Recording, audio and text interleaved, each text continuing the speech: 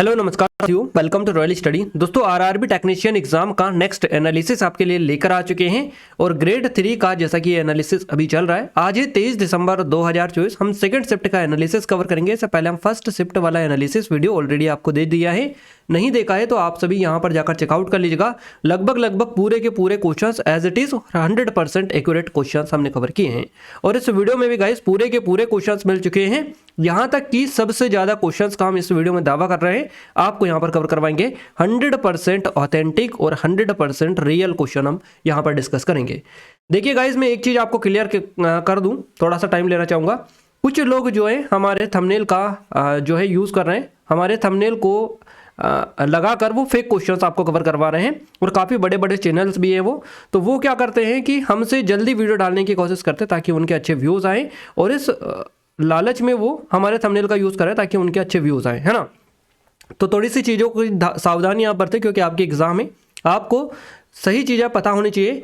हम जो है टाइम हमें भले ही थोड़ा ज़्यादा लग जाए या हमारी वीडियो थोड़ी लेट आए, पर हम जो क्वेश्चंस लेकर आते हैं 100% ऑथेंटिक और रियल क्वेश्चंस लेकर आते हैं जो बच्चे सीधे बताते हैं। हम कोशिश करते हैं कि जो एक्यूरेट चीज़ें हैं वही आपको बताएं, कुछ भी फेक चीज़ें आपको ना बताएं। बट उनके द्वारा ऐसी चीज़ें की जा रही है तो आप थोड़ा सा ध्यान रखें और हमारे थंबनेल का भी वो मिसयूज़ कर रहे हैं, यानी कि जो थंबनेल है उसको भी कॉपी करके वो एज ए यूज़ कर रहे हैं उनकी वीडियोज़ में। तो आप देख लीजिएगा और समझ लीजिएगा कि किस तरीके की वीडियो आपको देखनी है, किस तरीके की नहीं देखनी है। ये सारी चीज़ें आपके ऊपर डिपेंड करती है। हमारा ओनली बताने का ये था, आपको हमने बता दिया। इस वीडियो में 100% एक्यूरेट क्वेश्चंस आपको बताएंगे विद प्रूफ के साथ में, हिंदी इंग्लिश दोनों में हम कवर करेंगे। आप सभी की काफ़ी ज़्यादा डिमांड आ रही थी। इन वीडियोस की पीडीएफ के लिए आप एप्लीकेशन को डाउनलोड कर लीजिएगा, टेलीग्राम चैनल ग्रुप को ज्वाइन लीजिएगा। इससे पहले वाली पीडीएफ हमने एप्लीकेशन पर डाल दी है, जाकर आप चेकआउट कर लीजिएगा। बाकी की जो बची हुई है वो भी जल्द अपडेट कर दी जाएगी, तो आप बिल्कुल भी टेंशन ना लें। चलिए स्टार्ट करते हैं हमारे आज के फर्स्ट क्वेश्चंस की ओर। सेकंड शिफ्ट का पहला क्वेश्चन पूछा गया, मनु भाकर किससे संबंधित है। अब दो अलग अलग लोगों ने अलग अलग तरीके से इस क्वेश्चंस को बताया। एक ने बताया मनु भाकर किससे संबंधित है, तो निशानेबाजी से संबंधित है, shooting. Manu Bhaker is related to whom, तो शूटिंग आपका करेक्ट आंसर हो जाएगा। दूसरे ने बताया पेरिस ओलंपिक 2024 में मनु भाकर को कितने पदक मिले हैं, तो how many medals did Manu Bhaker get at the Paris Olympic 2024। तो आपका 2 करेक्ट आंसर रहेगा, 2 मेडल इनको बेसिकली इसमें मिले हैं। तो हमने दोनों तरीके से आपके क्वेश्चंस कवर करवा दिए क्योंकि हम तो एग्जाम देने गए नहीं, हमें जो बताएंगे उसी तरह से हम आपको कवर करवाएंगे। पर हमारी जो कोशिश रहती है पूरी की पूरी कि आपको सही टू सटीक डेटा दे, और ये जो डिटेल है इसीलिए हम डालते हैं ताकि आपका जो भी क्वेश्चन हो यहाँ से एटलीस्ट कवर हो जाए और बाकी आगे की चीज़ें भी यहीं से आपकी कवर हो जाए आगे जो भी एग्जाम बनेंगे, है ना। तो देखिए 22 साल की है ये मनु भाकर और इन्होंने ओलंपिक 2024 में 2 मेडल अपने नाम किए हैं। मनु भाकर जो है पेरिस ओलंपिक 2024 में 10 मीटर एयर पिस्टल स्पर्धा में कांस्य पदक और 10 मीटर मिक्स्ड टीम में भी कांस्य पदक इन्होंने जीता है। तो ये आप याद रखिएगा, 2 मेडल बेसिकली इन्होंने अपने नाम किए हैं, दोनों कांस्य मेडल इन्होंने अपने नाम किए हैं। 10 मीटर एयर पिस्टल स्पर्धा में और 10 मीटर मिक्स्ड टीम में इन्होंने कांस्य पदक जीता है। तो मनु भाकर जो है ये ओलंपिक में निशानेबाजी में पदक जीतने वाली पहली भारतीय महिला है। क्वेश्चन अपने आप में इंपॉर्टेंट है, ये पॉइंट भी हो सकता है आपसे एग्जाम में पूछे जा सके, है ना। तो जो भी करंट आपका बन रहा है लास्ट 5-6 मंथ का बन रहा है तो आप अच्छे से देख कर जाइएगा। अगर आपकी बहुत ज़्यादा डिमांड आती है तो हम आपको एक स्पेशल वीडियोस में कवर करवा देंगे जितना भी करंट अफेयर है लास्ट 6 मंथ का। अगर आप चाहते हैं तो कमेंट करके बता सकते हैं। मनु भाकर ने 2018 के ISSF जो वर्ल्ड कप हुआ था इसमें भारत के लिए 2 स्वर्ण पदक जीते थे और इस प्रतिस्पर्धा में स्वर्ण पदक जीतने वाली वे पहली भारत की सबसे कम उम्र की महिला ये बनी थी। तो मनु भाकर ने 2018 कॉमनवेल्थ गेम्स में महिलाओं की 10 मीटर एयर पिस्टल स्पर्धा में स्वर्ण पदक जीता था। ये हरियाणा राज्य से है। क्वेश्चन इस तरह से बन सकता है कि पैरा ओलंपिक में उन्होंने 2 मेडल जीते हैं, तो ये किस राज्य की है। क्योंकि करंट का क्वेश्चन है तो करंट से घुमा के कैसे भी पूछ सकता है, जरूरी नहीं है कि आपसे मेडल ही पूछे करंट का है तो, है ना। कुछ भी स्टैटिक भी आपको घुसा सकता है करंट से रिलेटेड। मनु भाकर के कोच का नाम है समरेश जंग। तो ये सारी चीज़ें आपको याद रखनी है। ये हमारी कांस्टेबल की स्पेशल है आरपीएफ की। अगर आप चाहे तो डिस्क्रिप्शन में लिंक है, सिर्फ 79 में मिल रही है, लिमिटेड टाइम है। डिस्क्रिप्शन में लिंक है, जाकर चेकआउट कर लीजिएगा, नंबर भी है। चलिए अगला क्वेश्चन है हमारा, चुंबक की खोज किसने की थी, है ना। तो विलियम गिलबर्ट के द्वारा की गई। वो डिस्कवर्ड द मैग्नेट, है ना। तो विलियम गिलबर्ट आपका करेक्ट आंसर रहेगा। ये भी 2 अलग अलग लोगों ने अलग अलग तरीके से बताया। एक तो बताया चुंबक की खोज किसने की, दूसरे ने बताया विद्युत चुंबकीय प्रेरण इलेक्ट्रोमैग्नेटिक इंडक्शन, है ना, इसकी खोज किसने की थी। तो वो डिस्कवर्ड इलेक्ट्रोमैग्नेटिक इंडक्शंस, तो इसकी जो खोज की थी माइकल फेराडे के द्वारा की गई थी। चुंबक की खोज प्राचीन यूनानियों ने की थी। माना जाता है कि उन्होंने तुर्की में पाए जाने वाले मैग्नेट नाम के मैग्नेटाइट नाम के चुंबकीय पत्थर की खोज की थी? तो इंग्लैंड के सर्जन थे विलियम गिलबर्ट, जिन्होंने चुंबक की खोज की थी इनके बारे में। तो इंग्लैंड के सर्जन विलियम गिलबर्ट ने 1600 में पाया कि चुंबक लोहे से बनाए जा सकते हैं और लोहे को गर्म करने पर उनके चुंबकीय गुण खत्म हो सकते हैं। इंग्लैंड के विलियम स्टर्जन जो थे, इन्होंने 1825 में पहला विद्युत चुंबक बनाया था और उन्होंने लोहे की छड़ को घोड़े के नाल के आकार में मोड़कर उस पर विद्युत रोधी तार लपेटा था। विद्युत चुंबकीय प्रेरण की अगर अपन बात करें, इलेक्ट्रोमैग्नेटिक इंडक्शंस की, तो इसकी खोज माइकल फेराडे ने 1831 में की थी। ये डेट आपको स्पेशली याद रखनी है क्योंकि आपको बताइए साइंस में काफ़ी ज़्यादा आपका सिलेबस है इसका 40 नंबर का सीधे सीधे क्वेश्चंस आपके बन रहे हैं और कुछ भी आपसे ऐसे पूछा जा सकता है। तो आपको हर एक चीज़ को आपने ऑलरेडी पढ़े रखा होगा, पर इनको भी आप देख लीजिएगा क्योंकि आपको रिवाइज भी करना काफ़ी ज़रूरी रहता है। एक डेनिश वैज्ञानिक हैंस क्रिश्चियन ऑर्स्टेड है ना, इन्होंने 1820 में विद्युत चुंबकत्व की जो है खोज की थी। तो विद्युत चुंबकत्व की जो खोज की थी ये की थी क्रिश्चियन और ऑर्स्टेड ने 1820 में की थी और ये विद्युत चुंबकीय प्रेरण की थी 1831 में। तो ऑर्स्टेड ने पाया कि विद्युत धारा एक चुंबकीय क्षेत्र का उत्पादन कर सकती है। अगला जो क्वेश्चन है ये करंट का है। 2024 में हरियाणा अभी विधानसभा चुनाव हुए हैं, तो उसी पर बेस्ड क्वेश्चन है आपका कि who has the new chief minister of Haryana in 2024। तो 2024 में हरियाणा के नए मुख्यमंत्री कौन बने हैं? नायब सिंह सैनी आपका करेक्ट आंसर रहेगा, नायब सिंह सैनी। हरियाणा के जो वर्तमान मुख्यमंत्री का नाम है नायब सिंह सैनी। इन्होंने मार्च 2024 में मनोहर लाल खट्टर के स्थान पर यह पद संभाला था, है ना, मार्च 2024 में। और अभी हाल ही में जो है चुनाव हुए हैं, यहाँ पर हरियाणा में। तो अभी भी इनको ही यहाँ का एज ए चीफ मिनिस्टर जो है अपॉइंट किया गया है। तो याद रखिएगा, नायब सिंह सैनी का जो जन्म है 25 जनवरी 1970 को हुआ। भारतीय जनता पार्टी के राजनीतिज्ञ है ये, और उन्होंने अपने राजनीतिक करियर की जो शुरुआत है अम्बाला जिले से की और विभिन्न पदों पर कार्य किया, जिसमें भाजपा की जिला जो युवा मोर्चा के महासचिव और जिला अध्यक्ष भी शामिल है। तो साल 2014 में उन्होंने अपने नारायणगढ़ विधानसभा जो सीट है से चुनाव जीतकर हरियाणा विधानसभा में प्रवेश किया। मनोहर लाल खट्टर की सरकार में कैबिनेट मंत्री ये बने थे। साल 2019 में वे कुरुक्षेत्र लोकसभा सीट से सांसद चुने गए और मार्च 2024 में भाजपा विधायक दल में उन्हें सर्वसम्मति से नेता चुना, जिसके बाद उन्होंने हरियाणा के मुख्यमंत्री की पद की शपथ ली, है ना। इसके बाद में इलेक्शन हुआ 2024 का विधानसभा, हरियाणा विधानसभा चुनाव, उसमें भी उसके बाद में जीत के बाद में भी इनको ही अपॉइंट किया गया है हरियाणा के मुख्यमंत्री के रूप में। तो यही पर बेस्ड ये क्वेश्चन आपका बना है। तो जितने भी नए अभी मुख्यमंत्री बने लास्ट 6 मंथ में, इनको आप देख कर जाइएगा। जैसे कि जम्मू कश्मीर में बने हैं, झारखंड मुक्ति मोर्चा के बने हेमंत सोरेन झारखंड में, है ना, और अमर अब्दुल्ला बने हैं कहाँ के, ये यहाँ के जम्मू कश्मीर के बने हैं। और यहाँ पर कौन बने, महाराष्ट्र में देवेंद्र फडणवीस, है ना। तो इन सभी जो नए अभी हाल ही में बने हैं, जितने भी स्टेट की अगर बात की जाए तो सभी में आप देख के जाइएगा, वहाँ का हो सकता है आपसे पूछा जाए। चलिए अगला है 2024-25 बजट कितने भागों में प्रस्तुत किया गया। ये भी 2 अलग अलग टाइप से हमें मिला है, दोनों हम आपको बता रहे हैं। जो चीज़ें बिल्कुल 100% ट्रांसपेरेंसी के साथ में हम बताते हैं, कुछ भी हम फेक चीज़ें बताने में यहाँ पर माहिर नहीं है बाकी लोगों की तरह, है ना। जो होता है हम क्लियर बताते हैं।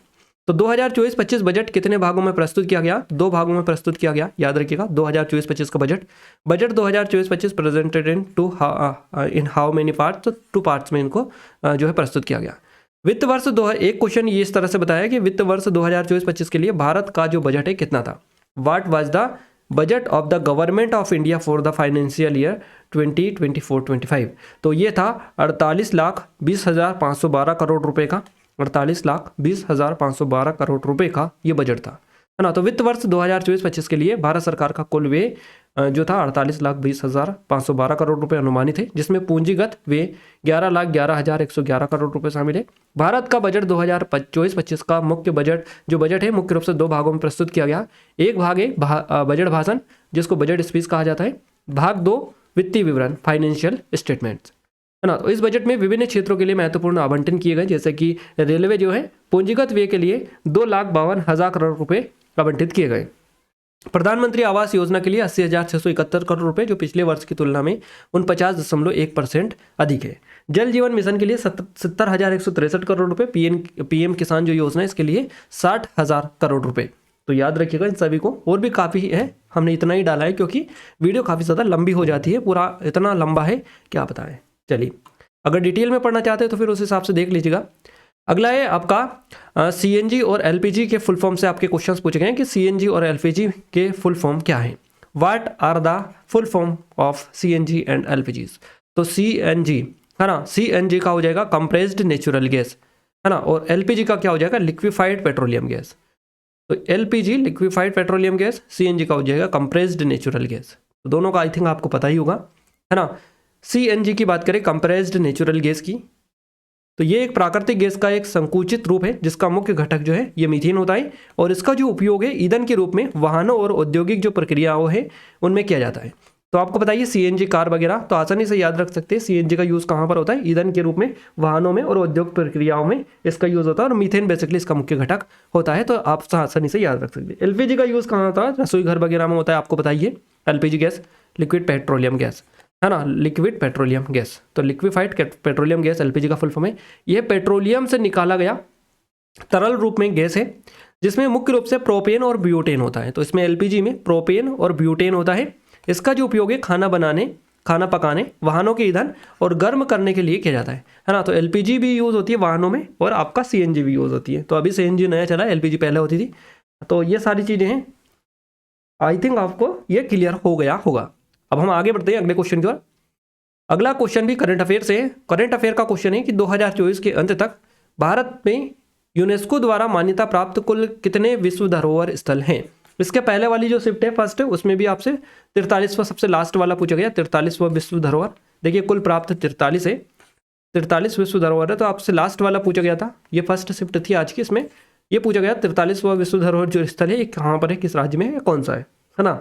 तो इस तरह से क्वेश्चंस आपके बेसिकली रिलेटेड ही बन रहे हैं, आप अच्छे से पढ़कर जाइएगा। तो how many UNESCO world heritage site are there in India by the end of 2024, है ना, 2024 के अंत तक भारत में यूनेस्को द्वारा मान्यता प्राप्त जो विश्व धरोहर स्थल है इनकी संख्या आपको बतानी है। तो 43 हो जाएगा करेक्ट आंसर। दिसंबर 2024 तक भारत में यूनेस्को द्वारा मान्यता प्राप्त कुल 43 विश्व धरोहर स्थल है, जिनमें 35 सांस्कृतिक है, 7 प्राकृतिक है और 1 मिश्रित स्थल शामिल है। ये आपसे पूछा था फर्स्ट शिफ्ट में आप मोईदम्स, है ना, अहोम राजवंश की टीला दफन प्रणाली असम को जनवरी 2024 में यूनेस्को की विश्व धरोहर जो सूची है इसमें शामिल किया गया। तो याद रखिएगा भारत में विश्व धरोहर जो स्थल है इनकी संख्या के मामले में इटली जो है, देखिए भारत को कौन सा स्थान है, सबसे पहले बात करते हैं इटली। इटली ये पहले नंबर पर है, इटली में 58 है 58, इसके बाद में चाइना है 57, है ना, उसके बाद में जर्मनी है 52, उसके बाद में भारत का स्थान आता है 43 के, है ना, 43 भारत का स्थान। तो आप याद रखिएगा पहला है इटली का, दूसरा चाइना, तीसरे पे जर्मनी आता है और चौथे पे आता है इंडिया, है ना, यूनेस्को वर्ल्ड हेरिटेज साइट में, है ना। ये यूनेस्को हेरिटेज साइट की जो ये लिस्ट है इसके मामले में मान्यता प्राप्त कुल विश्व धरोहर कितने, उसकी लिस्ट में चौथे नंबर पर भारत आता है। ये कुछ सांस्कृतिक धरोहर स्थल है, पूरे हमने आपको डाल दिए 43 के 43, आप देखिएगा, है ना। 35 तो ये है सांस्कृतिक धरोहर स्थल जिसमें अजंता की गुफाएं महाराष्ट्र में। एक नज़र हमें आपको बता दें कौन कहाँ पर है, हो सकता है बन जाए एलोरा की महाराष्ट्र में, क्योंकि करंट आपका बन रहा है और करंट से रिलेटेड ये हो सकता है आपसे पूछ लीजिए। आगरा का जो किला है ये उत्तर प्रदेश में, ताजमहल उत्तर प्रदेश में, कोणार्क का सूर्य मंदिर ये भी शामिल है ओडिशा में, महाबलीपुरम के स्मारक समूह तमिलनाडु में, गोवा के चर्च और कॉन्वेंट गोवा में, फतेहपुर सीकरी उत्तर प्रदेश बताइए आपको, एलिफेंट की गुफा महाराष्ट्र में, पडक्कल के स्मारक जो कर्नाटक में, सांची ये मध्य प्रदेश में है, हम्पी ये कहाँ पर है, कर्नाटका में, खजुराहो मध्य प्रदेश, कुतुब मीनार दिल्ली, हुमायूं का मकबरा दिल्ली है, बोध गया बिहार में है आपका, भीमबेटका मध्य प्रदेश में है, चंपानेर पावागढ़ ये गुजरात में है आपका, छत्रपति शिवाजी महाराष्ट्र हो जाएगा, दिल्ली का लाल किला दिल्ली हो जाएगा, जंतर मंतर राजस्थान में है आपका, पश्चिमी घाट महाराष्ट्र, कर्नाटक, केरल, तमिलनाडु तीनों स्टेट इसके लिए आएगा, राजस्थान के पहाड़ी किले राजस्थान में है ना, रानी की वाव ये गुजरात में है, अहमदाबाद का ऐतिहासिक शहर गुजरात, मुंबई का विक्टोरियन और ऑर्ट डेको समूह ये महाराष्ट्र में है, नालंदा महाविहार ये बिहार में, काकतिया रुद्रेश्वर रामप्पा मंदिर तेलंगाना जिसको आई थिंक 2023 में इसको शामिल किया गया है ना, याद रखिएगा। धोलावीरा एक हड़प्पा शहर है जो कि गुजरात में है, शांति निकेतन पश्चिम बंगाल, होयसला के पवित्र जो समूह है कर्नाटका, जयपुर शहर इसको भी शामिल किया गया राजस्थान में है, धोलावीरा ये गुजरात में, और ये मोईदम्स अहोम राजवंश की टीला दफन प्रणाली असम में है, ये अभी हाल ही में 43वां शामिल किया गया, याद रखिएगा। धुआंधार ये मध्य प्रदेश में है ये भी। इसके अलावा प्राकृतिक धरोहर स्थल की बात करें ये 7 है, काजीरंगा राष्ट्रीय उद्यान असम में, मानस वन्यजीव अभयारण्य असम, केवलादेव राष्ट्रीय उद्यान राजस्थान, है ना, याद रखिएगा। सुंदरवन राष्ट्रीय उद्यान ये पश्चिम बंगाल में है, नंदा देवी फूलों की घाटी राष्ट्रीय उद्यान उत्तराखंड में है, great Himalayan national park Himachal Pradesh में, पश्चिमी घाटी या घाट महाराष्ट्र, कर्नाटक, केरल और तमिलनाडु। तो ये आप देख लीजिएगा। बाकी दो आपका असम है, यहाँ पर ये 2 ये राष्ट्रीय उद्यान है प्राकृतिक वाले में, और इसके अलावा मिश्रित वाला एक है जो कि कंचनजंगा राष्ट्रीय उद्यान है सिक्किम वाला। तो ये आपका करेक्ट आंसर रहेगा। ये हमने पूरे 43 के 43 आपको बता दिया। अब आप देख लीजिएगा। अगला जो क्वेश्चन है ये भी करंट अफेयर का है। क्वेश्चन इस तरह से था, पूरा तो एग्जैक्ट नहीं मिल पाया, बट जितना था उतना हमने आपको बताने में हेल्प की है। 2024-25 का जूनियर संस्करण हुआ था, उसका भी एक क्वेश्चन बना था। अभी एग्जैक्ट हमें समझ में तो आ रहा है कि क्या पूछना चाह रहा है, बट यहाँ पर इनकम्प्लीटेड है। इसमें अगर कहीं चीज़ें और पता होती तो और अच्छे से हम इसको एक्सप्लेन कर पाते आपको, और पूरा पता भी चल जाता कि क्या क्वेश्चन था। बट ये आधा अधूरा क्वेश्चन से पता लगा पाना पॉसिबल नहीं है ना। कौन से संस्करण की बात की जा रही है, किससे रिलेटेड है, किस टॉपिक से, तो इसका थोड़ा सा ये चीज़ें हैं, बाकी आप देख कर बता दीजिएगा। अगला है कोशिका विभाजन को मुख्य रूप से कौन सा हार्मोन्स जो है ये प्रेरित करता है। Which hormones mainly stimulated cell division. तो ये साइटोकाइनिन आपका करेक्ट आंसर रहेगा। साइटोकाइनिन जो है ये इसको प्रेरित करता है, आपको पता होना चाहिए। कोशिका विभाजन को मुख्य रूप से साइटोकाइनिन जो है ये हार्मोन प्रेरित करता है। ये जड़ों, फलों और पत्तियों में पाया जाता है और कोशिकाओं को विभाजित होने और बढ़ने के लिए प्रेरित ये करता है। अगला जो क्वेश्चन है ये है ऑसिंडेक्स, है ना। ऑसिंडेक्स एक द्विपक्षीय समुद्री अभ्यास है जो किसके बीच में होता है ना, किन के बीच में होता है ये। तो ऑसिंडेक्स इज ये बेसिकली एक एक्सरसाइज है, मिलिट्री एक्सरसाइज। तो ये किन किन देशों के बीच में होती है, भारत और ऑस्ट्रेलिया के बीच में ये होती है, इंडिया एंड ऑस्ट्रेलिया। क्लियर है, ये आप याद रखिएगा। और आपको देखिए नेक्स्ट बात करते हैं ये पॉइंट की। तो ऑसिंडेक्स ऑस्ट्रेलिया इंडिया एक्सरसाइज, इसके नाम पर ऑसिंडेक्स के नाम पर इसका नाम रखा गया है ना। ये फुल फॉर्म है। ऑसिंडेक्स का अगर फुल फॉर्म भी पूछा जाए तो ऑस्ट्रेलिया इंडिया एक्सरसाइज एक द्विपक्षीय समुद्री अभ्यास है जो भारत और ऑस्ट्रेलिया के बीच में होता है। ऑसिंडेक्स जो है एक द्विपक्षीय समुद्री अभ्यास है जो भारतीय नौसेना और रॉयल ऑस्ट्रेलियाई नौसेना RAN के बीच में यह होता है। और ये जो अभ्यास है हर 2 साल में आयोजित किया जाता है। इसका मकसद क्या है, हिंद प्रशांत क्षेत्र में सुरक्षा, शांति और स्थिरता को बढ़ावा देना। कुछ और भी इसके उद्देश्य है, जैसे कि पहला अभ्यास जो है 2015 में आयोजित किया गया था, समुद्री सुरक्षा सहयोग बढ़ाना, नौसेना के बीच अंतर संचालन क्षमता को सुधारना, समुद्री खतरों से निपटने की क्षमता को मजबूत करना। ये उद्देश्य के साथ में इसको ऐसे किया जाता है अभ्यास। चलिए अगला क्वेश्चन है विश्व जूडो चैंपियनशिप 2025 कब आयोजित होने वाली है। इसके भी 2 टाइप के क्वेश्चंस अलग अलग लोगों ने बताए। एक ने विश्व जूडो चैंपियनशिप बताया, दूसरे ने राष्ट्रीय कैडेट जूडो चैंपियनशिप बताया है ना।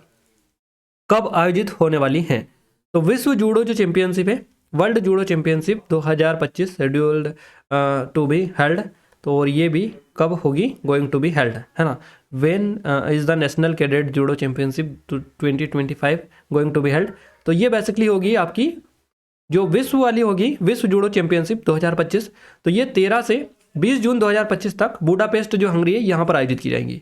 और ये जो राष्ट्रीय कैडेट जूडो चैंपियनशिप है ये आपकी 22 से 25 जनवरी 2025 तक पुणे और महाराष्ट्र में आयोजित की जाएंगी। तो ये आपको याद रखना है। इस प्रतियोगिता में व्यक्तिगत मुकाबले 13 से 19 जून तक खेले जाएंगे। किसमें, ये विश्व वाली में, विश्व जूडो चैंपियनशिप वाली में।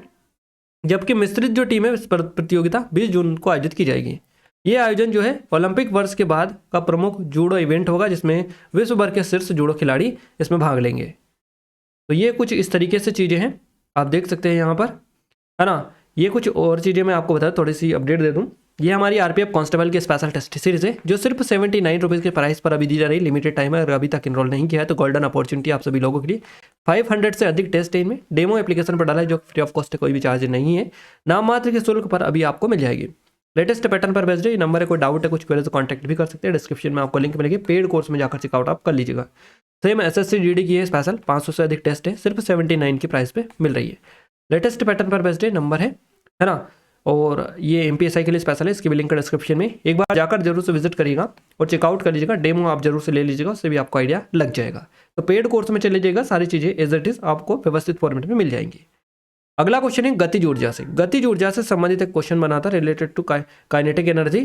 तो गतिज ऊर्जा क्या है, वहाँ ऊर्जा होती है जो किसी वस्तु के गति में होने के कारण उसमें संग्रहित होती है। जब कोई वस्तु गति करती है तो उसमें गतिज ऊर्जा होती है। गतिज ऊर्जा वस्तु के द्रव्यमान और गति पर निर्भर करती है। तो काइनेटिक एनर्जी के बारे में याद रखिएगा, डेफिनेशन है काइनेटिक एनर्जी की। काइनेटिक एनर्जी या गतिज ऊर्जा वस्तु के द्रव्यमान और उसकी गति के वर्ग पर निर्भर करती है। यदि वस्तु की गति दोगुनी हो जाती है तो गतिज ऊर्जा 4 गुनी हो जाएगी, क्योंकि ये आप फॉर्मूला आप देख सकते हैं, इस प्रभाव से ये होता है। अगला है नेफ्रॉन या किडनी, है ना, याद रखिएगा नेफ्रॉन या इसकी ये इकाई है इस तरह से। तो नेफ्रॉन का था, एग्जैक्ट क्वेश्चंस नहीं मिल पाए, आई थिंक हमने आगे डाल दिया इस क्वेश्चंस को, तो आपको थोड़ी सी डिटेल कवर करवा दें, अगर आगे होगा तो मैं आपको कवर करवा दूंगा। नेफ्रॉन ये किसकी इकाई है? तो ये गुर्दा जो है, जिसको किडनी बोला जाता है, गुर्दा, है ना, तो किडनी या गुर्दे की कार्यात्मक और संरचनात्मक इकाई क्या है? तो ये नेफ्रॉन है ना, जो रक्त से अवशिष्ट पदार्थों को छानकर मूत्र बनाने का काम करती है। प्रत्येक गुर्दे में लगभग 1 मिलियन नेफ्रॉन होते हैं। नेफ्रॉन गुर्दे की कार्यात्मक और संरचनात्मक इकाई है, यह रक्त को फिल्टर करता है और मूत्र बनाता है। नेफ्रॉन के बारे में कुछ और बातें, हर किडनी में करीब 12 लाख नेफ्रॉन होते हैं, क्लियर है, हर किडनी में या गुर्दे में लगभग 12 लाख नेफ्रॉन होते हैं, यानी कि 1 मिलियन के लगभग। नेफ्रॉन में एक ग्लोमेरुलस और एक नलिका होती है। ग्लोमेरुलस छोटी रक्त कोशिकाओं से मिलकर बना होता है। ग्लोमेरुलस जो है ये बोनस कैप्सूल को मिलकर रीजन कॉफ सलकल कहते हैं, और नेफ्रॉन के बाकी हिस्से को रिनल ट्यूबल बेसिकली कहा जाता है या कहते हैं।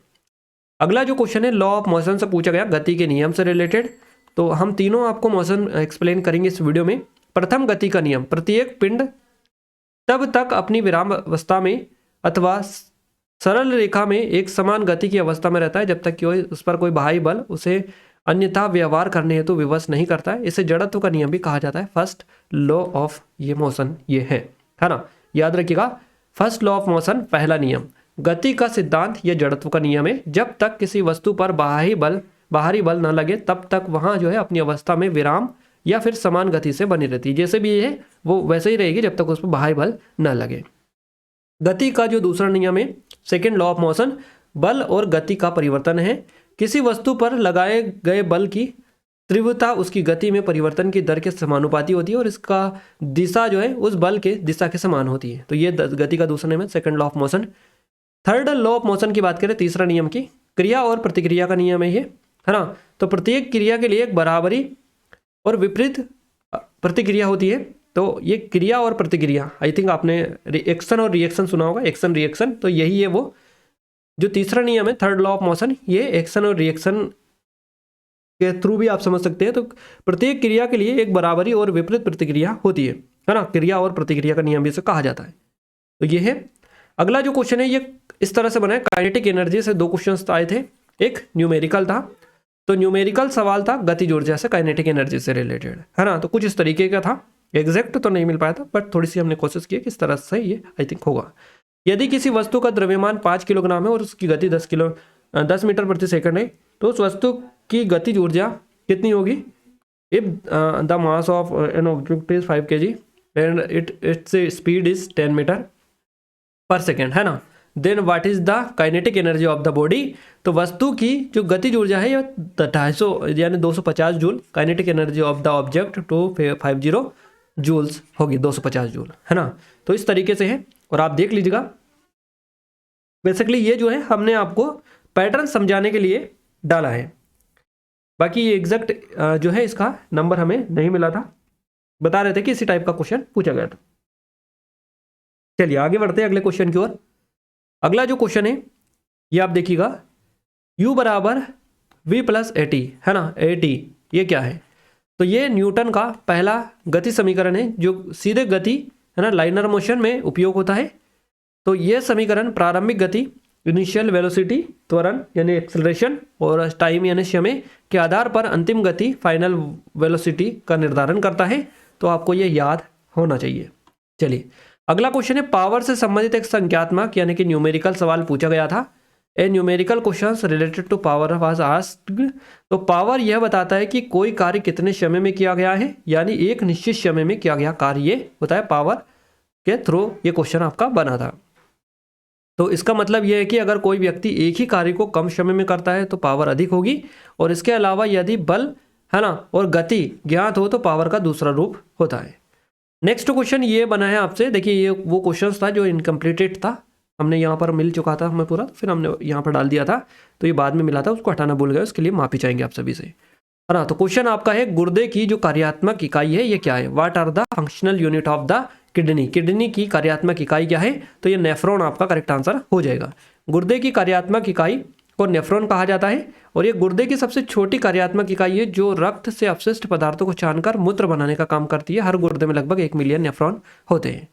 अगला क्वेश्चन है रेजिस्टेंस, प्रतिरोध को श्रेणी यानी कि सीरियल में जोड़ने का नियम से आपके क्वेश्चंस बनते हैं। Rule for adding resistance to series, है ना, सीरीज में। तो जब प्रतिरोधों को श्रेणी में जोड़ा जाता है तो कुल प्रतिरोध जो होता है इसको जोड़ने का तरीका सरल होता है। श्रृंखला में जोड़े गए प्रतिरोधों को का कुल प्रतिरोध प्रत्येक प्रतिरोध से के जोड़ के बराबर होता है। नेक्स्ट क्वेश्चन पूछा गया तंत्रिका तंत्र से रिलेटेड, है ना। सवाल था आपका तंत्रिका इलेक्ट्रिक सर्किट, ये हम आपकी जगह इसमें तंत्रिका तंत्र वाला है ना, तो यहाँ पर इंग्लिश में तंत्रिका तंत्र से रिलेटेड था आपका क्वेश्चन। तंत्रिका तंत्र जो है मस्तिष्क की रीढ़, है ना, मस्तिष्क की रीढ़ की हड्डी और तंत्रिकाओं से मिलकर बना होता है, नर्वस सिस्टम, है ना। तो यहाँ पर ये इंग्लिश में इसके लिए माफी चाहते हैं, है ना, बाय मिस्टेक ये कुछ गलत हो गया है। तो तंत्रिका तंत्र जो है मस्तिष्क की रीढ़ की हड्डी और तंत्रिकाओं से मिलकर बना होता है। The nervous system is made up of the brain, spinal cord और नर्वस। तो तंत्रिका तंत्र सोचने, महसूस करने और शरीर की गतिविधियों को नियंत्रित करता है। तंत्रिका तंत्र जो है चलने, बोलने, निगलने, सांस लेने और सीखने जैसी चीजों में मदद करता है। तंत्रिका तंत्र की जो मूल इकाई है तंत्रिका कोशिका, ये न्यूरॉन है। तंत्रिका तंत्र को 2 भागों में बांटा गया है, केंद्रीय तंत्रिका तंत्र और परिधि तंत्रिका तंत्र, तो आपको याद रखना है। अगला जो क्वेश्चन है कुछ इस तरीके का पूछा गया, हम आपको बता देते हैं। तो क्वेश्चन था आपका, क्वेश्चन एक देखिए रासायनिक प्रतिक्रियाओं केमिकल रिएक्शन से संबंधित था, जिसमें डबल प्रतिस्थापन, डबल डिप्लेसमेंट और अवघटन अभिक्रिया के उदाहरण बेसिकली दे रखे थे या पूछे गए थे, है ना। तो डबल प्रतिस्थापन अभिक्रिया में क्या है, डबल डिप्लेसमेंट, तो डबल जो विस्थापन प्रतिस्थापन है अभिक्रिया, तो इसमें जो है इस अभिक्रिया में 2 यौगिक आपस में प्रतिक्रिया करते हैं और उनके एक्शन, उनके कनेक्शन और अनियन का आदान प्रदान होता है। इस प्रकार की प्रतिक्रियाओं को में 2 रासायनिक यौगिक के बीच स्विचिंग होती है। अपघटन अभिक्रिया की बात करें, अपघटन अभिक्रिया की, इसमें एक यौगिक जो टूटकर 2 या 2 से अधिक सरल यौगिकों या तत्वों में विभाजित हो जाता है, यह जो है आमतौर पर ऊष्मी, हीट या फिर विद्युत ऊर्जा, इलेक्ट्रिक एनर्जी द्वारा उत्प्रेरित होती है। एक क्वेश्चन कुछ इस तरीके से पूछा गया, एल कोशिका में या एल सेल्स कोशिका में इलेक्ट्रॉनों की संख्या कितनी है, what is the number of electrons in l shells. तो इसमें आपका करेक्ट आंसर हो जाएगा 8। एल कोशिका में इलेक्ट्रॉनों की संख्या की जो कुछ संख्या होगी ये 8 हो जाएगी। इसके अलावा टिश्यूज से भी आपके क्वेश्चंस बने और बता रहे थे कि 4 से 5 क्वेश्चन सीधे सीधे आपके टिश्यूज से देखने को मिले हैं, है ना। 4 से 5 क्वेश्चन सीधे सीधे टिश्यूज से मिले हैं। तो ऊतक की बात करें, टिश्यूज की, शरीर के विभिन्न अंगों और संरचनाओं का निर्माण करने के लिए समान कार्य और संरचनात्मक वाली कोशिकाओं का समूह होता है टिश्यूज। किसी प्रकार के ऊतक शरीर में विभिन्न कार्यों के लिए जिम्मेदार भी विभिन्न प्रकार के जो ऊतक है शरीर में विभिन्न कार्यों के लिए जिम्मेदार होते हैं। इसके अलावा एक ऊतक ये था आपका मिथुर करके था, मिथुर ऊतक, इसके बारे में पूछा गया था। तो मिथुर जो ऊतक है टिश्यूज है, तो मिथुर ऊतक जो है ये ऊतक वहाँ होते हैं जो पूर्ण रूप से विकसित हो चुके हैं होते और अपने कार्य में सक्षम होते हैं। ये ऊतक शरीर के विभिन्न अंगों में पाए जाते हैं और विशेष कार्यों को पूरा करते हैं। तो मिथुरे जो ऊतक है इनका विकास कोशिकाओं के विभाजन, परिपक्वता और विशिष्ट रूप से कार्य करने की क्षमता के बाद में होता है। नेक्स्ट जो क्वेश्चन है ये परिसंचरण तंत्र से आपका बना है। परिसंचरण तंत्र से संबंधित एक क्वेश्चन आपका पूछा गया, संचार तंत्र या परिसंचरण तंत्र शरीर के अंगों को जोड़ने वाला एक जटिल नेटवर्क है। ये रक्त वाहिकाओं से मिलकर बना होता है और शरीर में रक्त को हृदय से दूर और हृदय की ओर ले जाने का काम जो है इसी तंत्र का होता है, परिसंचरण तंत्र का, है ना। तो याद रखिएगा ये बड़ा इंपॉर्टेंट है। संचार तंत्र के जरिए शरीर में ऑक्सीजन, पोषक तत्व और हार्मोन्स पहुंचते हैं और कार्बन डाइऑक्साइड जैसे अवशिष्ट पदार्थ हटते हैं। नेक्स्ट जो क्वेश्चन पूछा गया ये धमनियों और सिराओं से था, है ना। धमनियों और सिराओं से क्वेश्चन था। तो धमनियों और सिराओं जो है दोनों ही जो है हृदय प्रणाली में रक्त वाहिकाएं होती है। धमनी और सिरा का काम क्या होता है ये भी आप जान लीजिएगा, है ना। धमनियों से रक्त जो है हृदय से दूर जाता है, धमनियों से रक्त जो है हृदय से दूर जाता है, जबकि सिराओं से रक्त जो है हृदय में वापस आता है। तो धमनियों में ऑक्सीजन युक्त रक्त होता है, जबकि जो सिराएं होती है इनमें कम ऑक्सीजन वाला रक्त होता है। धमनियों की दीवारें मोटी और लचीली होती है, जबकि सिराओं की जो दीवारें हैं ये पतली होती हैं। धमनियाँ जो है रक्त प्रवाह को नियंत्रित करती है। और रक्तचाप को स्थिर रखने में मदद करती है, आपको पता होना चाहिए हर एक। और नेक्स्ट जो क्वेश्चन बना है वो भी आपका धमनी और सिरा से बना है। धमनी और सिरा के बारे में था, जिसमें पूछा गया था कि सिराओं में वॉल्व क्यों होता है, धमनियों की दीवारें कैसी होती है और धमनियां शुद्ध रक्त को कहां से कहां तक ले जाती है, इस तरह से। तो सिराएं रक्त को शरीर के अंगों में दिल तक वापस लाती है, हार्ट तक। तो सिराओं में वॉल्व है ना होते हैं, जिनका मुख्य कार्य है कि वे रक्त को एक दिशा में प्रवाहित करने होने के लिए सुनिश्चित करते हैं और रक्त को वापस नहीं आने देते। तो वॉल्व रक्त को एक दिशा में ही बहने के लिए सक्षम बनाते हैं ताकि वहां दिल की ओर वापस आ सके। अगला क्वेश्चन था गतिज ऊर्जा से रिलेटेड कि गतिज ऊर्जा जो है, गति ऊर्जा किसके कारण नहीं होती है। Motion energy is not cause by, तो गति ऊर्जा वस्तु की स्थिति के कारण नहीं होती है ना। Momentum energy is not cause by the position of the object, वो वस्तु की स्थिति के कारण नहीं होती है। गति ऊर्जा काइनेटिक एनर्जी या गतिज ऊर्जा केवल वस्तु की गति स्पीड के कारण होती है, यानी वस्तु के हिलने या गति करने के कारण होती है, उसकी स्थिति के कारण नहीं होती है। स्थिति पोजीशन की बात करें तो पोजीशन स्थिति के कारण गतिज ऊर्जा नहीं होती है, बल्कि पोटेंशियल जो ऊर्जा है वो ये होती है स्थिति के कारण। पोटेंशियल ऊर्जा वस्तु की स्थिति पर निर्भर करती है, जैसे कि ऊंचाई पर रखी हुई वस्तु में। और जो गतिज ऊर्जा है ये बेसिकली स्थिति के ऊपर निर्भर नहीं करती है, ये वस्तु की स्पीड के कारण होती है, स्पीड के ऊपर डिपेंड करती है। तो गतिज ऊर्जा वस्तु के गति पर निर्भर करती है, ना कि उसकी स्थिति पर। स्थिति पर कौन सी करेगी, ये पोटेंशियल एनर्जी होगी, आपको याद रखना है। अगला जो क्वेश्चन है, 2 क्वेश्चंस थे आपके, 2 न्यूमेरिकल सवालों के बारे में, जो उत्तरण है ना, इनिशियल स्पीड, समाप्ति स्पीड, फाइनल वेलोसिटी और टाइम और एक्सेलरेशन से संबंधित क्वेश्चन था। तो जब उत्तरण यानी इनिशियल स्पीड, समाप्ति स्पीड यानी फाइनल वेलोसिटी और टाइम है ना और त्वरण दिए जाते हैं, तो हम गति के समीकरण का उपयोग कर सकते हैं। इस तरह से कोई क्वेश्चन था आपका, जो कि आप देख सकते हैं पूछा गया था, है ना। और ये बेसिकली न्यूमेरिकल में था, तो न्यूमेरिकल में आपको पता है एग्जैक्ट क्वेश्चन तो पॉसिबल नहीं होता मिलना, जितना भी मिल जाता हम आपको करवा देते हैं। अगला क्वेश्चन है, पौधे अपना खाना किस रूप में संग्रहित करते हैं। In what form do plant store their food, तो स्टार्च के रूप में संग्रहित करते हैं पौधे अपना खाना। प्रकाश संश्लेषण, जिसको फोटोसिंथेसिस प्रोसेस बोला जाता है, तो फोटोसिंथेसिस के दौरान पौधे सूरज की रोशनी का उपयोग करके कार्बन डाइऑक्साइड और पानी से ग्लूकोज बनाते हैं, और यह एक प्रकार का ऊर्जा स्रोत है जिसका उपयोग पौधा अपनी वृद्धि और विकास के लिए करता है ना। जब पौधे अधिक ग्लूकोज का निर्माण करते हैं और उसे तुरंत उपयोग नहीं कर पाते, तो वे इसे स्टोरेज के रूप में संग्रहित कर लेते हैं, तो उसी को स्टोरेज कहा जाता है ना। जब ज़्यादा वो निर्माण कर लेते हैं ग्लूकोज का और उसे जो है तुरंत उपयोग नहीं कर पाते हैं, तो उसी को स्टोरेज के रूप में संग्रहित कर लेते हैं। तो आपको याद रखना है कि पौधे अपना खाना किस रूप में संग्रहित करते हैं, तो स्टोरेज के रूप में। अगला क्वेश्चन है, मानव शरीर में कठोर ऊतक कौन सा है। What is the hard tissues in the human body, तो करेक्ट आंसर हो जाएगा आपका तो हड्डी, दांत, ताम चीनी, डेंटिन और सीमेंटम, ये आपका करेक्ट आंसर रहेगा। मानव शरीर में कठोर ऊतक ये है, हड्डी, दांत, तामचीनी, डेंटिन, सीमेंटन। तो मानव शरीर का सबसे कठोर हिस्सा है दांत का है ना। दांतों का निर्माण और मजबूती के लिए कैल्शियम और फ्लोरीन जरूरी होता है। नेक्स्ट क्वेश्चन है, जब एक ही पौधे के एक ही फूल में परागण होता है तो इसे क्या कहा जाता है, ऑटोगेमी इसको कहा जाता है। जब एक ही पौधे के एक ही फूल में परागण होता है तो इस प्रोसेस को ऑटोगेमी बोला जाता है। ऑटोगेमी या फिर स्वपरागण भी इसे बोल सकते हैं। तो ऑटोगेमी स्वपरागण का एक रूप है जिसमें एक ही फूल के पराग और गर्भाशय के बीच परागण होता है। इसमें पराग फूल के पिस्टिल तक पहुंचता है ना, और पुंक्स से आता है। इसका मतलब है कि यह प्रक्रिया एक ही फूल के अंदर होती है। अगला क्वेश्चन है, कौन सा ऊतक पौधों को कठोर और सख्त बनाता है, तो स्क्लेरेना हो जाएगा करेक्ट आंसर आपका।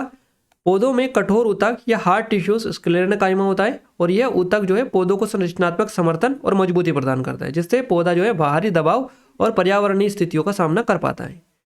क्लियर है। इतने तो ये क्वेश्चंस थे। कुछ और भी क्वेश्चंस जो कि है, विद्युत चुंबकीय प्रेरण की खोज किसने की थी, इस तरह से क्वेश्चंस भेजा था हमें, देख सकते हैं। एक क्वेश्चन इस तरह से था कि ये हम क्या है ना कि वीडियो रिकॉर्ड करने लग गए थे, उसके बाद में भेजे थे, तो इस वजह से हमने डाल दिए, है ना, ताकि आपको पता चले एटलीस्ट कि आपके एग्जाम में क्वेश्चंस कैसे आ रहा है, जो चीज़ें फेक लोग कवर करवा रहे हैं उनके क्वेश्चंस किस तरह से हैं, है ना। तो हम थोड़ा सा वीडियो आपको लेट देते हैं, उसका आप थोड़ा सा वेट कर लिया करें, क्योंकि जो चीज़ें देते हैं 100% रियल और एक्यूरेट देने की कोशिश हम आपके लिए करते हैं। जो चीज़ें आती है वही आपको हम बताते हैं, कुछ भी ऐसा नहीं बताते। इसलिए थोड़ा सा लेट वीडियो आता है, क्योंकि आपको पता ही है क्वेश्चंस को कलेक्ट करने में, फिर रिसर्च करने में काफ़ी ज़्यादा टाइम लगता है और ये भी देखना रहता है कि क्वेश्चन सही है गलत है। कुछ लोग ऐसे भी क्वेश्चन है ना हम नहीं लेना चाहते। तो एक क्वेश्चन जो है ये बजट से था, क्वेश्चन था कि बजट जो है कितने एरिया में प्राथमिकता दिया गया था, 5, 8, 9 और 6, इस तरह से ये क्वेश्चन था। आप देख सकते हैं करंट का क्वेश्चन था और एक क्वेश्चन था हमने करंट का आपको स्टार्टिंग में ही कवर करवा दिया, तो उस तरह से वो एक क्वेश्चन पूछा गया था, है ना।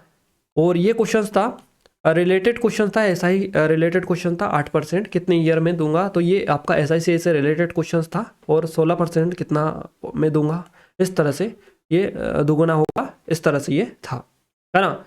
सिल्वर ब्लैक किस चीज़ किसकी वजह से होता है। सिल्वर जो है ये ब्लैक होता है, ये चांदी काली हो जाती है, किसकी वजह से होती है। तो ये क्वेश्चन था एक आपका। और एक ऐसा था, ये आप देख सकते हैं, एक X87 Y14। नेक्स्ट जो था ये फॉर्मूला पूछा था C2H2 C4 और S6 किसका फॉर्मूला है, तो इस तरह से ये पूछा गया था, है ना। और जो हमें बताएं वही हम आपको बता रहे हैं। 8 और 12 से विभाज्यता वाला नियम, आई थिंक ये हो सकता है विभाज्य है, वो नंबर कौन सा है, इस तरह से हो सकता है ये क्वेश्चन आपका, है ना। एक क्वेश्चन ऐसे था कि ठोस और द्रव से संबंधित क्वेश्चन था, ठोस और द्रव से क्वेश्चन था, है ना। और एज वाला क्वेश्चन था आपका, एज से रिलेटेड था क्वेश्चन।